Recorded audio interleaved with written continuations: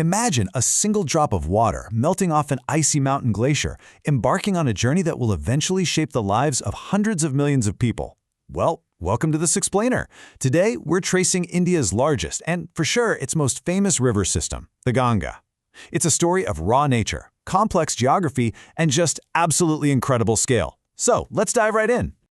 Here is our route map for today. We'll start at the icy origins, navigate the 5 sacred confluences, sweep across the vast plains of UP and Bihar, and then we'll conclude at the Grand Delta. Starting with Part 1, the epic journey begins. From the glacial peaks straight down to the Indian heartland. We're kicking things off high up in the Himalayas of Uttarakhand, which is where this monumental river system is actually born. To truly wrap your head around the sheer scale of this system, you just need to look at this number, 2,525. That is the total length in kilometers of the Ganga as it flows from India into Bangladesh. Over this massive distance, it travels through 5 Indian states, Uttarakhand, Uttar Pradesh, Bihar, Jharkhand, and West Bengal. It's literally an absolute lifeline for the regions it touches. Now, here's a kind of fascinating twist. The river doesn't actually start out being called the Ganga. Its journey officially begins 19 kilometers away from the Gangotri Glacier at Gomukh, where it originates as the Bhagirathi stream. As it carves its way through the mountains, it acts like a giant sponge, pulling in multiple smaller tributaries. It absorbs the Kedar, Jad, Sion, and Belangana rivers. And by the time this once small mountain stream reaches the Tehri Dam, it is widened into a truly formidable force.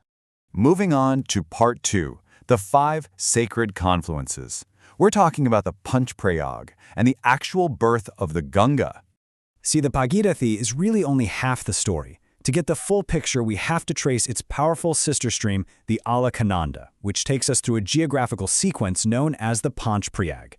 Originating from the Saropanth Glacier, the Alaknanda first forms when the Dali Ganga and Vishnu Ganga meet up at Vishnu Prayag. From there, it acts like a magnet. It absorbs the Nandakini River at Nanda Prayag, the Pindar River at Karna Prayag, and the Mandakini River from the Chorabari Glacier at Rudra Prayag. Step by step, confluence by confluence, it just keeps gaining immense volume. And that brings us to the ultimate step, right here at Dev Prayag. Now, the word Prayag literally translates to confluence or meeting place. It is at this exact spot that the mighty Alaknanda and the Bhagirathi finally unite after traversing hundreds of kilometers of rugged mountain terrain. This is a game changer because it's only from this specific geographical point onward that the combined river is officially, legally, and culturally recognized as the Ganga. But wait, before it completely leaves the mountainous region behind, our newly formed Ganga absorbs a few more key streams. It takes in the Nayar River at Fulchari, the Chandrabhaga at Rishikesh, and importantly, the Song River. The Song River is an absolute standout. People often call it Dehradun's Miracle River because it's packed with a high content of minerals that highly fertilize the surrounding soil, bringing profound agricultural benefits. All right, Part 3, entering the vast plains. This is where we see some serious engineering marvels and major tributaries in Uttar Pradesh. Leaving the mountains, the river's character completely transforms as it bursts out onto the flat plains of northern India. The exact transition point happens at Haridwar, specifically at Har Ki Pauri. And you know, this is where human engineering really takes hold of the river's immense power. At Haridwar, the Bhimgoda barrage diverts water straight into the upper Ganga Canal. Then, as the river shifts its direction southeast into Uttar Pradesh, it hits another barrage at Bijnor, feeding the middle Ganga Canal, and yet another one at Narora in the Bulandshahr district, which feeds the lower Ganga Canal. I mean, the impact the Ganga has in the state of Uttar Pradesh is just massive. It's hard to overstate. It weaves its way through 28 distinct districts. So it's not just a river, it's an economic and cultural lifeline for huge population hubs like Kanpur, Prayagraj, Mirzapur, and Varanasi. It is literally the engine that drives daily life for millions here. Let's break down how it grows during this stretch. On its left bank, it absorbs the Ramaganga at Kannauj and the Gomti River at Ghazipur. But the most significant addition happens on its right bank at Prayagraj, where it receives the mighty Yamuna. And here's a really fascinating geographical quirk. The Yamuna is the only Himalayan tributary that joins the Ganga from the right bank. Every single other Himalayan tributary joins from the left. Part 4, flowing through Bihar. We're looking at 445 kilometers and 12 districts of rapid expansion. As we cross the border at Buxar, we enter a critical phase where the river's volume just swells immensely. So in Bihar, the river basically turns into a giant geographical funnel. On the right bank, it pulls in rivers like the Karmanasa, the Punpun, and the Son River, which actually travels all the way from the Amarkantak Hills. Meanwhile, on the left bank, it's capturing massive flows coming down from the Tibetan Plateau in Nepal. We're talking about the Gagara, the Gandaki, also known as the Narayani, and the Kosi River. And get this, over its 445-kilometer journey through Bihar, the Ganga spends the vast majority of its length winding specifically through the Patna district.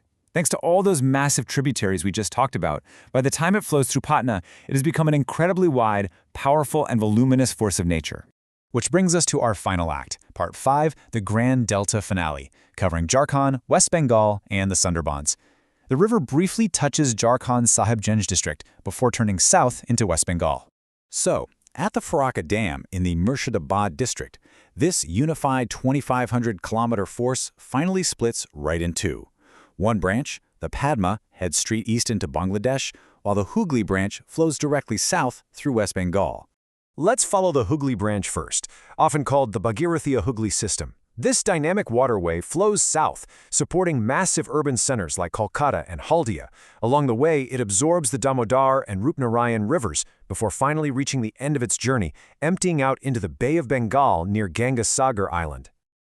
Meanwhile, the eastern branch, the Padma, heads into Bangladesh.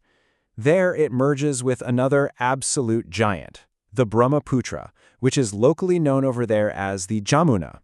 These two massive rivers combine at Aricha and then flow further down to join the Meghna River near Chandpur, officially taking on the name Meghna for the final stretch to the sea.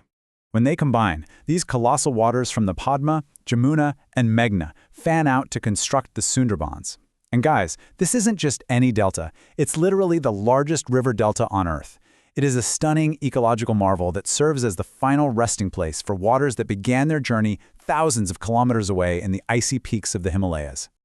So, we've traced this awe-inspiring 25-kilometer journey from mountain glaciers all the way to the world's largest delta. But the source material leaves us with a pretty vital question to consider. With minor tributaries like the Chandrabhaga currently struggling with severe pollution and functioning as garbage dumping zones, we have to ask ourselves, why are river conservation efforts like the Namami Gange project not just helpful, but absolutely critical for the survival of this epic ecosystem? What does this mean for the future? It's definitely something to think deeply about the next time you picture this incredible lifeline. Thanks so much for joining me for this explainer, and I'll catch you next time.